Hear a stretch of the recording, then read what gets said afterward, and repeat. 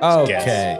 We got through that one. We are back here with another episode of Tea Time, the ThriftCon podcast. I'm Mars, here hanging out with Brian, with Ken. Same guys I'm always hanging out with. I'm getting sick of them. And we're here to talk with Lloyd Lewis. Who's Lloyd Lewis, Brian?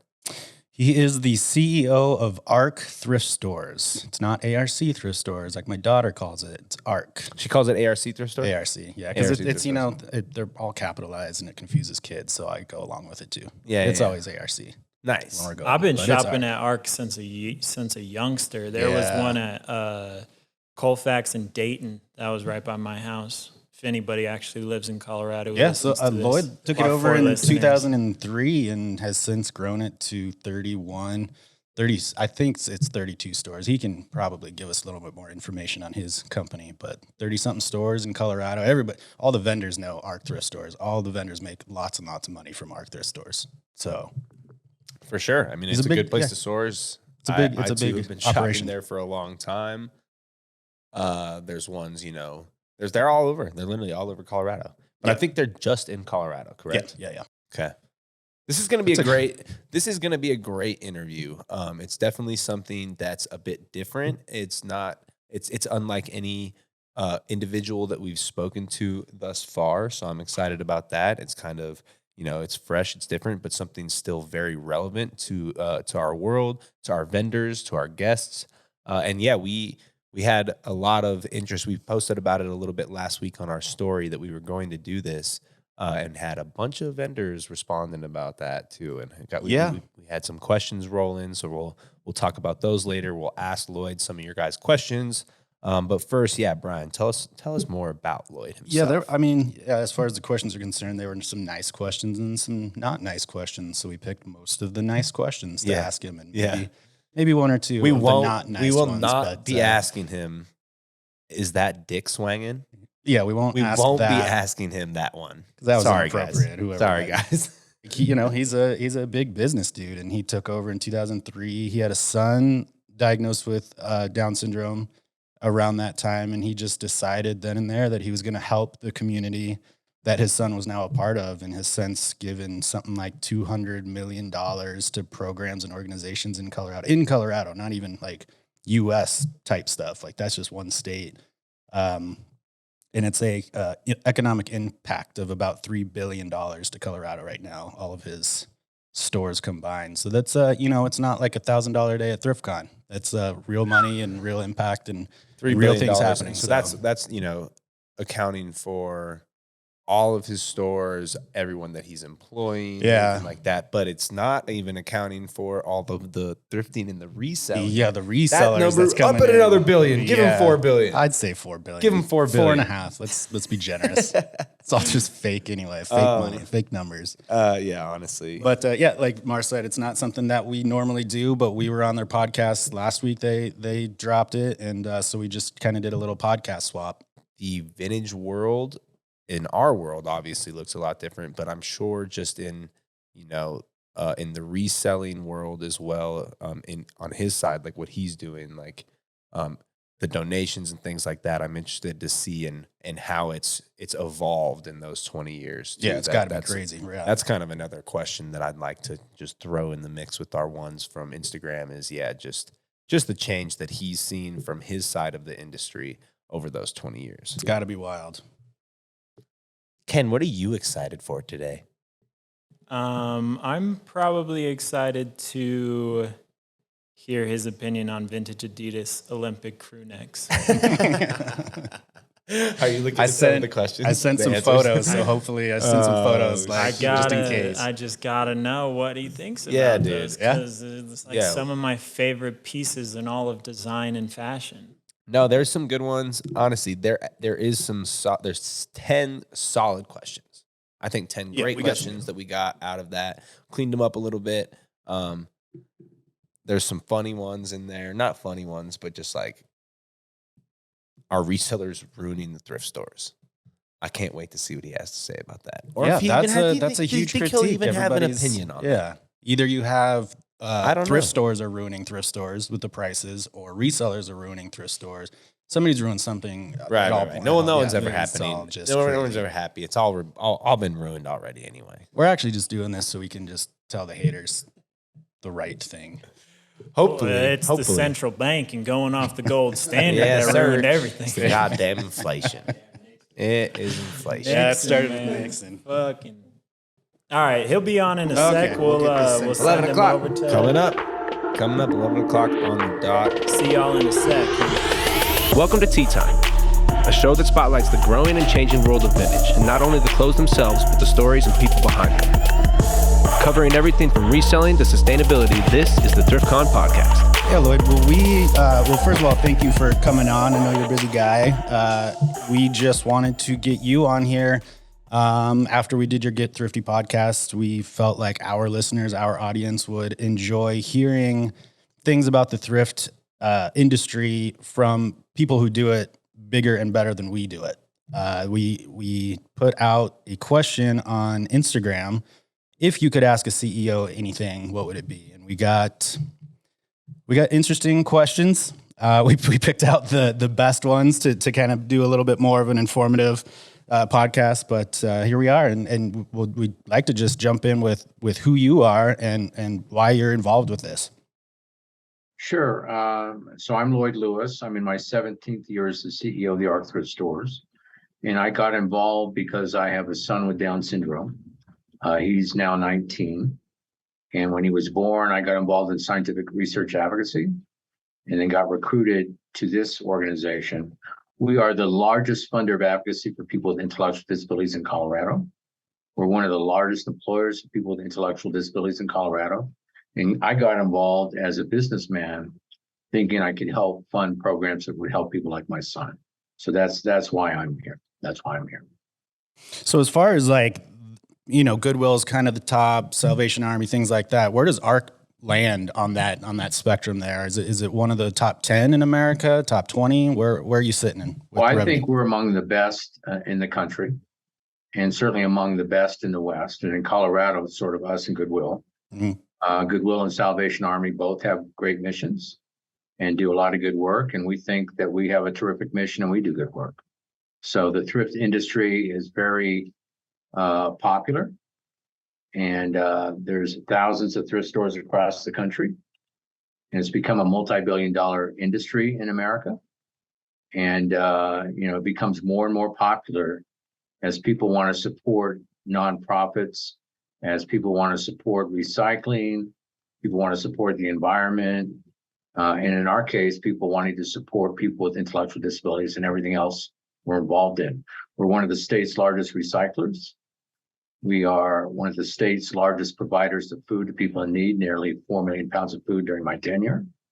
We're one of the largest relief organizations providing supplies to rescue missions and shelters and people in need all across the state.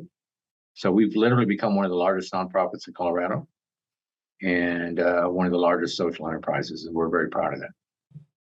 So it's not just to go out and buy yachts and throw fancy parties. You guys are actually doing things that... Yeah, no, there's no yachts or fancy parties. We are hiring lots of people who are maybe second or third chance employees, and they get a start with us. We support the LGBT community. We support people re-entering society from incarceration. We hire refugees, immigrants, people of color, and we're just proud to be a very diverse organization and help a lot of people. So you spoke about your personal mission, why you joined the organization. Could you just kind of distill ARC's mission and your goal as an organization? Yeah, our primary mission is to fund ARC advocacy chapters across Colorado, from Fort Collins to Pueblo and on the Western Slope. And they in turn help people with Down syndrome, autism, cerebral palsy, all forms of cognitive deficit, find jobs, housing, medical services in schools. They are supporting tens of thousands of families and individuals with intellectual disabilities.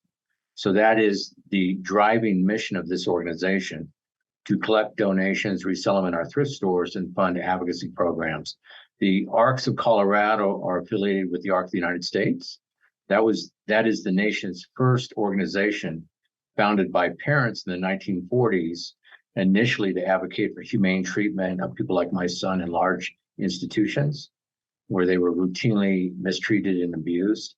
That became deinstitutionalization, mainstreaming, inclusion, involvement with public education, involvement with the Americans with Disabilities Act. And it's now a very important mission across the country.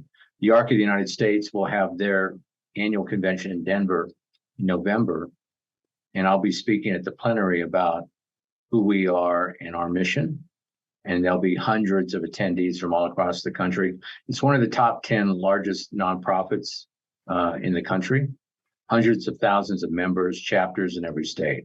In a lot of states, they do direct services with state and Fed funding. In this state, they do advocacy funded by the thrift stores. Very interesting. I didn't know all that. Yeah. I thought that ARC was its own standalone organization with its mission. I was pretty familiar with ARC's mission because we both grew up in Denver, or all of us did.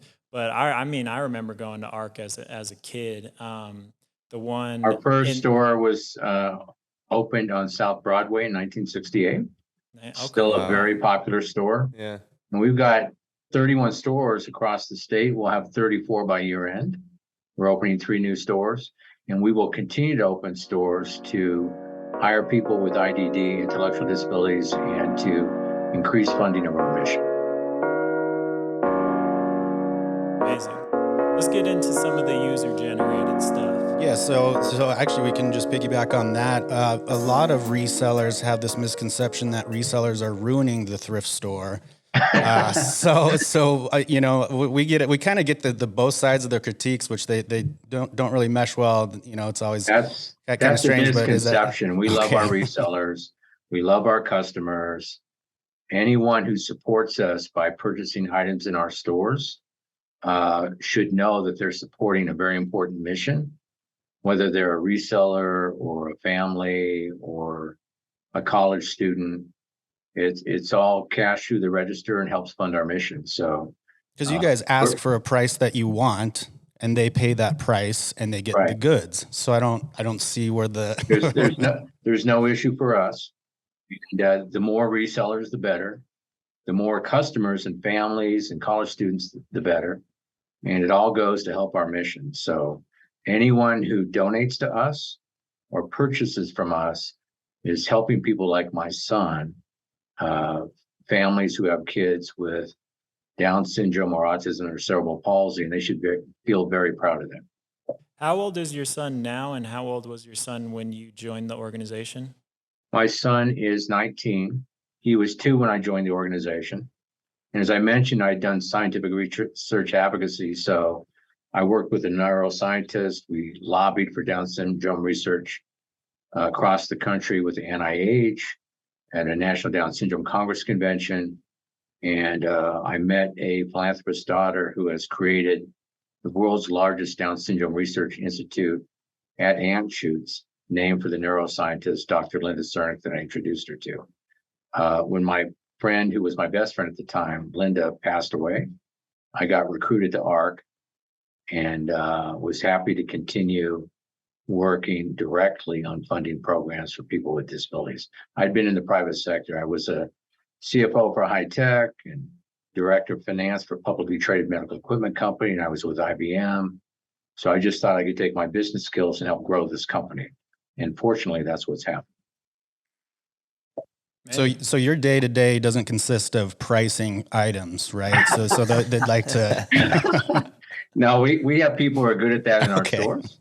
So, you know, what's cool is, you know, we've got pricers who price ladies, men's, children's, knickknacks, domestics, furniture, etc., appliances, and they get to know their customers.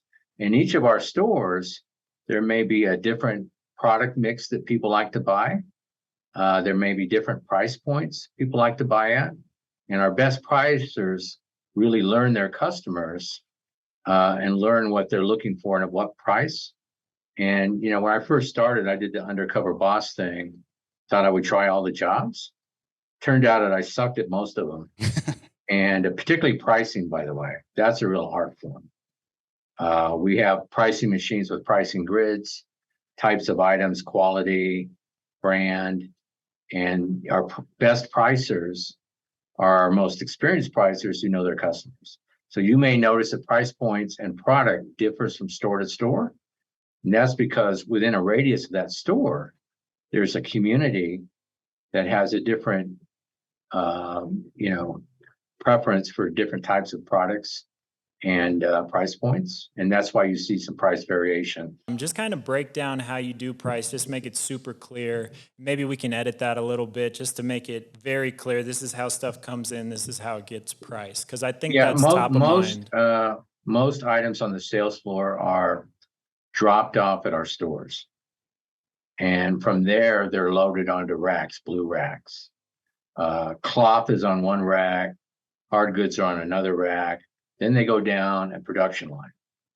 And as they go down the production line, we have a sorter who's sorting items for seasonality and quality. And if something's soiled or torn, it will be recycled on a third-party brokerage market. And everything generates revenue for us. And otherwise, it will go down the line to a hanger who might hang an article of clothing. And from there, it goes to a pricer who has a pricing machine and has a rack of hung items. And they will be looking at, what type of item, what's the quality, what's the brand. They'll look at a grid of suggested price points. And depending on quality and brand and type of item, they'll pick one of those price points. And again, they really get to know the customers in their stores. And, the customers and resellers are pretty savvy.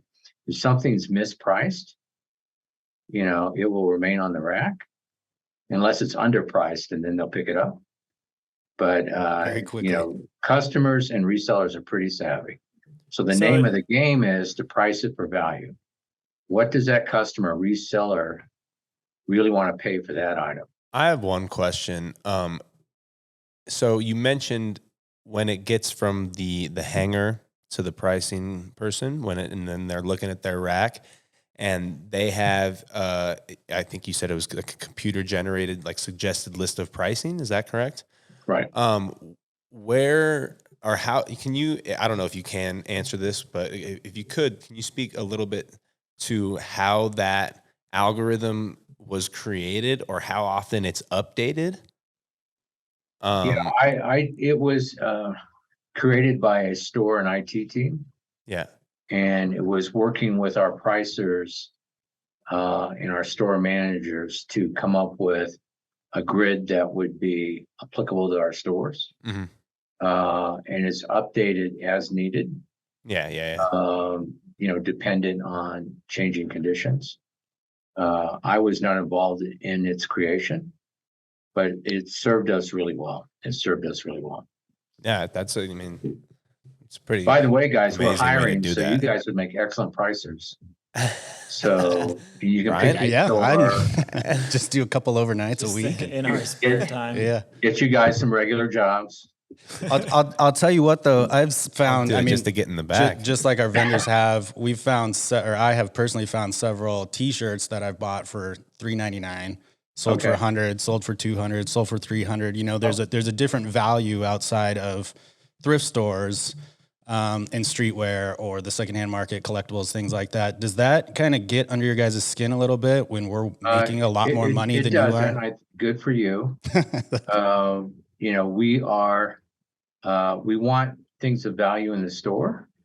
So we haven't really done much online. We might test a little online, but we want our stores to be fun where people found good values. So we want people to come in and find cool stuff. But that's kind of the purpose of thrift. One is to put product on the sales floor for families who are in tight budgets, and it's an affordability thing.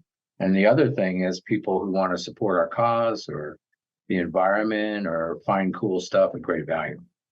So you'd rather have it just be volume based rather than than the actual value of it, right? You just want to get it in and out as fast as possible. We're looking at the actual value in a thrift store. You know, if we were looking at the actual value online, like some do, Yeah. that would be different. But our model has been brick and mortar thrift, and we've done really well with that. Again, we funded 125 million to advocacy during my tenure. We'll do $250 million over the next 15 years. So the model we have works quite well. But you know, if you come in and find a cool T-shirt and get more for it online, that's great. Keep coming back. Keep buying stuff. What are you looking for at the thrift when you're in there? Me? You. Well, you know, it's ironic I run the company because I'm not really a shopper. So, but it's just kind of cool to walk around and see cool stuff, shirts or pants or albums. You guys don't know what albums are. Oh, give me. Oh, I Vinyl's get it. making a retro back, isn't it? Isn't it back? Oh, I think Yeah. I bought 60 vinyls at an ARC just a couple of weeks ago. It's somebody had to have died. We got lots And it was of just, vinyl. yeah, it was Books, a we have cool phenomenal, books. lot of 60s and 70s rock. It was right up my alley. My wife isn't too happy. I'm not but, so much the shopper in our stores, but my wife and kids are. yeah. My son Kennedy with Down syndrome loves our stores. And in fact, he's doing a little men's pricing at our South Broadway store.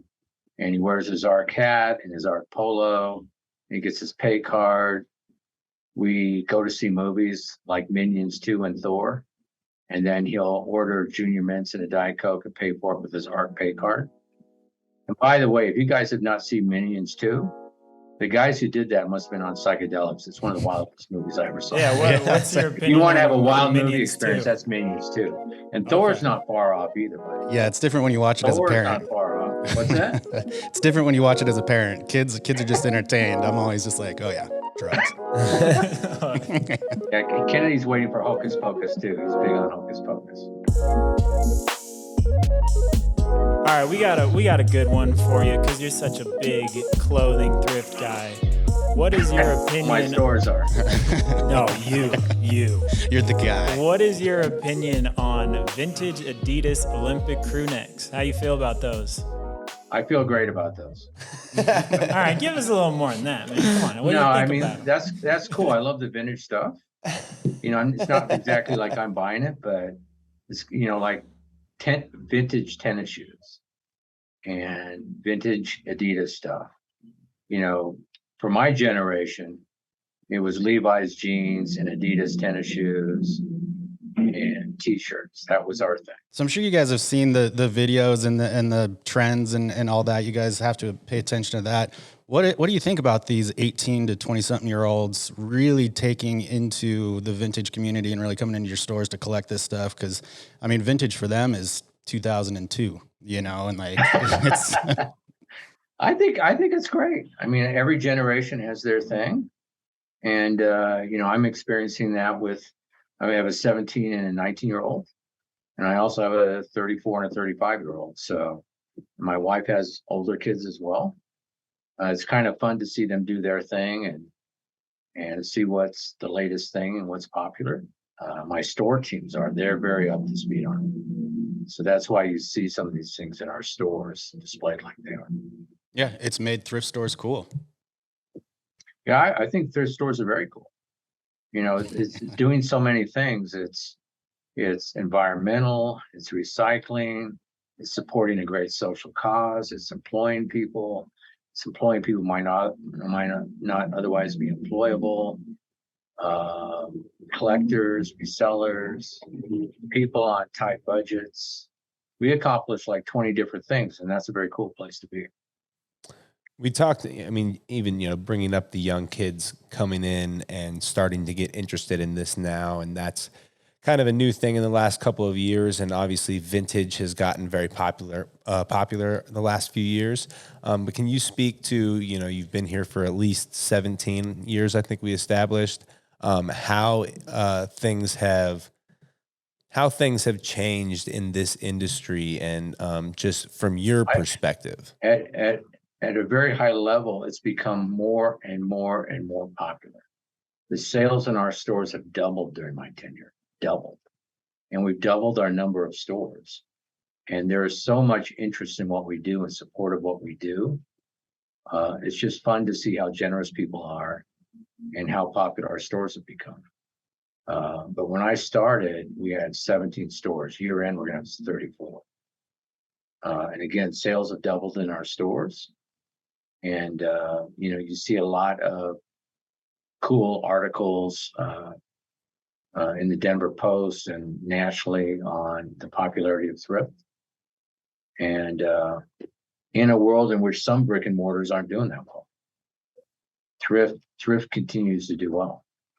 With the increase in popularity over your tenure, if you could identify any sort of, like, is there a problem with the increase in popularity? Like, one question that we got from someone on our Instagram was, could a problem be that there's too many shoppers buying things, or are people No, donating? that's not a problem. Are there people donating too many things and there's not enough staff or infrastructure to handle it? Well, if you could identify a problem. In 2020, we got, overwhelmed with donations. But that's a good problem to have because that's inventory for future sales. We have 630,000 pound semi-trailers in storage of product. Say that again. 630,000 pounds? 600 times 30,000 pounds. Oh, 600 Jesus. times 30,000. But Okay. we are putting those through our stores and generating revenue and offering product for our customers. So it is never a problem to have too many shoppers or donors because you need donations for sales. At a certain point, I mean, you went into a little bit about things that are not fit to sell. So what do you do when you have an obvious surplus? Where does the surplus And you said go? everything is revenue generating. So yeah, Right, can you everything's explain revenue Can generating. you So explain kind of each tier? We have a warehouse in Cleveland, and there we store. That's a joke, by the way. I was like, that's kind of far for that. Why the fuck is it in Cleveland? Just testing you guys to see. I was like, you need a new logistics manager here. You guys didn't even. I got no expression from you guys on that one. I was like, Lloyd's I'm going over here- I'm over here Disclosure. looking at the number on my phone that I just calculated off He just got his the amount calculator of pounds that you guys had. Yeah. Oh my God, donated. That's crazy. But yeah, go on. We have 5 warehouses, and in those warehouses, we are storing off-season product or special sale product, like for Christmas, or our children's sale or our sweater sale. And we're also baling product that doesn't sell or is unsellable and reselling that on a worldwide market. So literally everything that's donated generates revenue for us. So the worldwide market is a transaction. It's not a like you're not just kind of getting rid. Because I know that in some recycling ecosystems, the recycler has to pay to recycle, but you're getting the product bought from you, correct? That's correct. That's correct. Is sold on third-party brokerage markets across the world.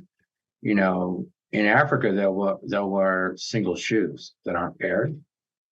And in many underdeveloped countries, third world countries, dealing with poverty and lack of needed household and clothing items, it's a godsend to have our stuff. A street vendor sets up something and sells clothing at a pretty affordable price in countries where there's a real need. And we're proud of that too. Okay. We're running out of time here because we got the thrift edition of Zoom where we got the limited time. So I got one question that I really want to hit that I thought was kind of went a little bit deeper than some of the questions. A lot of them were kind of surface level. But one question was regarding. Did we talk about my warehouse in Detroit? You guys want to go That there? one we'll get there.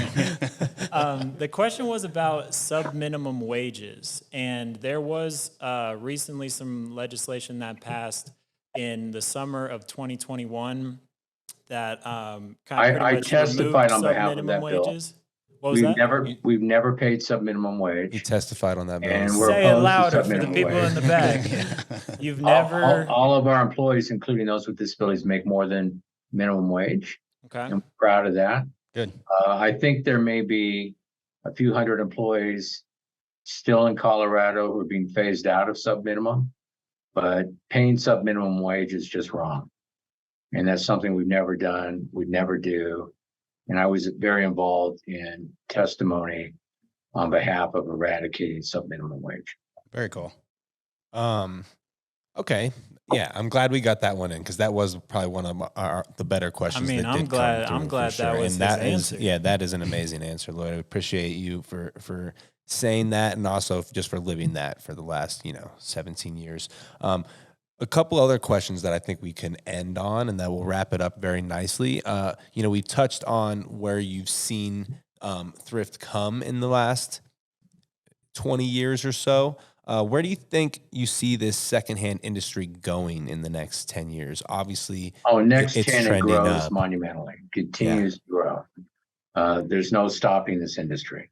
It becomes more and more popular. And we'll be adding more stores. We'll be doing more sales, and that phenomenon will happen across the country. What happens after that?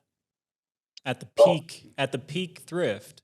I think it continues to grow because there are families who need to buy items on a very tight budget.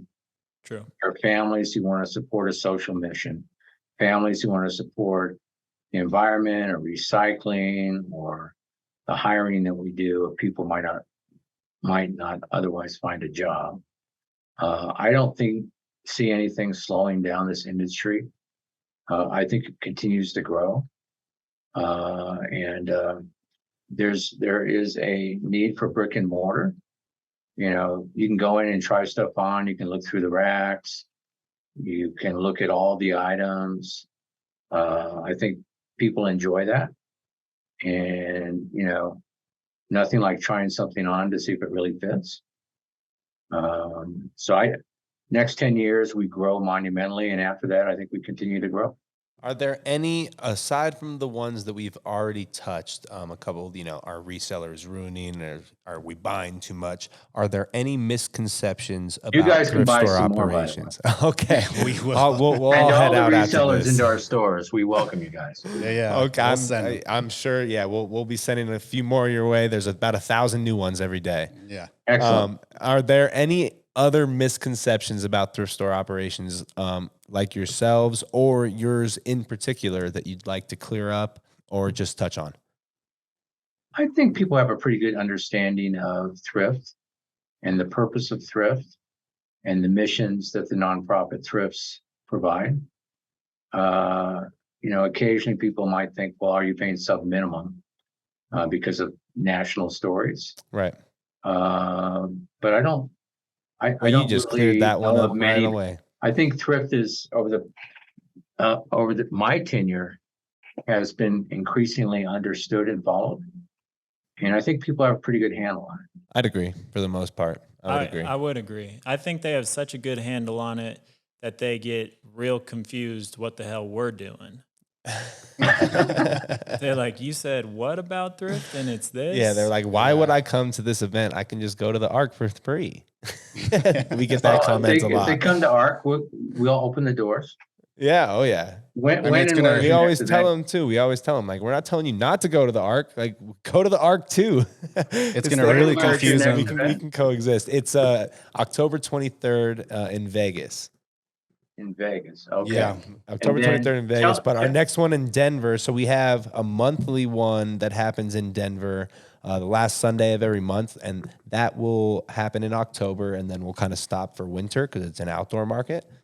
And then Where do you do that? Right next to Denver Central Market, like 27th and Larimer, right in the heart of the 5 Points Rhino area. Okay. So that one does super well. A few thousand people out every time. Great foot traffic, and got some people involved in that one. And then we do our big one every year with 100 vendors, about 10,000 people. That's at National Western Complex in April. Okay. So yeah, you guys got to come out. National Western here. Yes, sir. April next year. Yep. Mhm. April, it's like, I think right around 24th, 25th, that last weekend in April. Pretty You have much. 10,000 attendees. Oh yeah. How many vendors? Roughly like 100. So there's about 120 booths, but we usually get 200 individual vendors because they split booths. And your organization is putting these things on. Are you also reselling stuff? No, we're not. We're not reselling stuff. We're You're just getting doing the vendor events fees at and this attendee point. fees. Correct. Yeah, and we're How selling many some of these merch a year are you too. doing? 7 or 8 What? is the host. We did 6 or 7 We've done this. 6 the last 2 years. Yeah. And then we're hoping like next year the market should be about 7 or 8. How long have you been doing it? 2019. So 3 years. Yeah. Is it now profitable? It's never not been Never profitable. not. Yeah. Oh, good for you. That's great. Yeah. It's a cool idea. There's Yeah, always for room the for other Comic-Con for sponsorships. Thrift, huh? Yeah. Exactly. I got one more question. I believe it's the most important question of all. What the hell's going on with the stickers, man? Like, I can't get them off. I can't ever get them off of anything. I got stickers on chairs that Arc have been stickers there are for the legendary, last yeah. 4 years. What's going on with the stickers, Well, man? How do I get for them you, off? we're going to put on a sticker class. Sticker class. Perfect. Yeah. Perfect. You guys should have a whole Apparently, you're not up to podcast speed on the about whole that. sticker thing. Yeah. You I can like work with that. Maggie on that, but Yeah, we'll make a YouTube video. Sticker We'll put it out on masterclass, yeah. I our can't get Instagram. those stickers off, man. They saved my we life. want you do people a to whole know TikTok where you about bought it? this stuff. Yeah, for the next 15 years. Hey, by the way, I noticed the lighting in here is bad. Just make sure that my hair is its natural dark brown.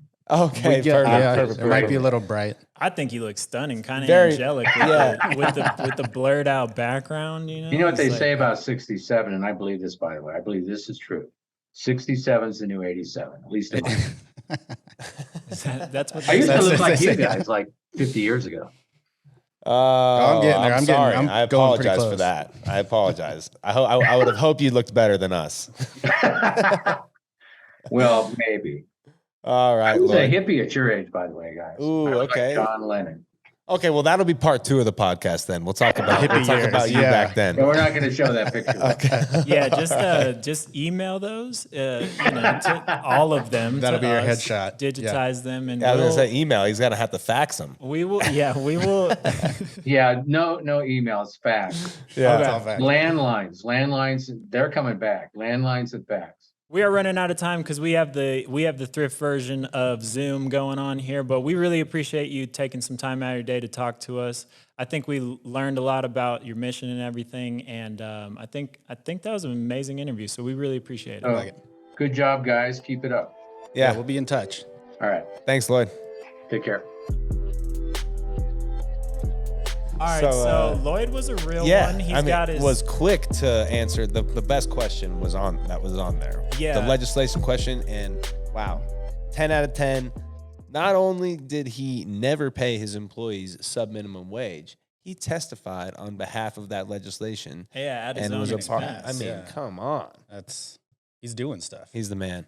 Yeah. I like Lloyd He's after walking that. the walk. I like Arc over Goodwill all day after that podcast. Bro, he didn't Always. give me a great answer on those fucking stickers, man. Those stickers are a bitch. And Yeah. I don't have a goddamn heat gun, Brian. I'm not a father. Now, well, you got your ladies' hair dryer That's now. what you got to do.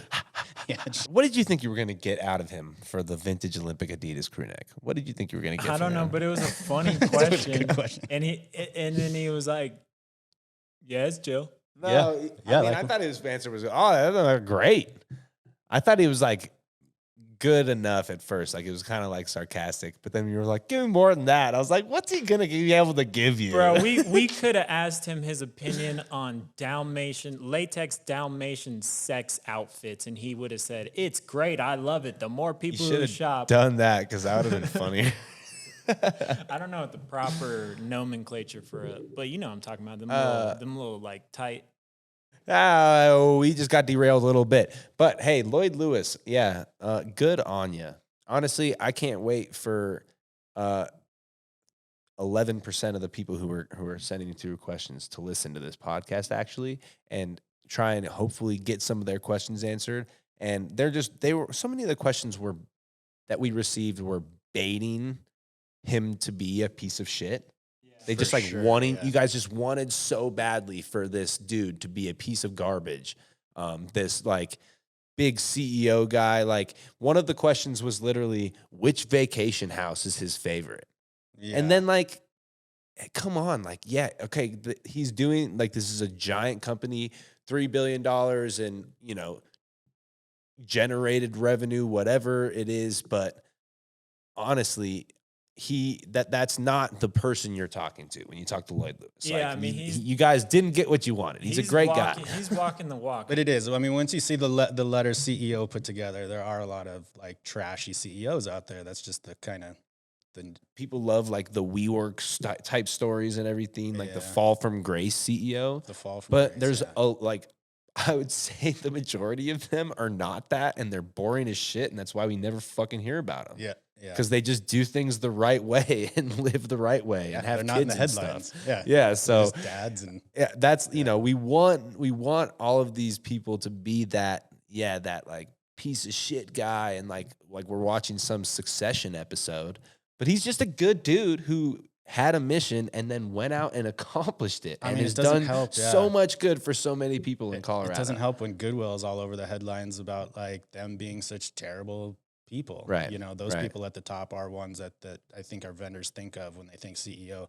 I mean, that's 3,200 stores across the U.S., whereas Lloyd's got 30 something. Mm-hmm. Yeah, I was teetering on asking him what Goodwill's stated mission is and trying to get him into talking about Goodwill, but I would imagine by the way he answered the other questions that I mean, the right thing to do is to not talk shit about anybody ever. Like, so, I mean, I can't imagine that he would ever talk bad about Goodwill.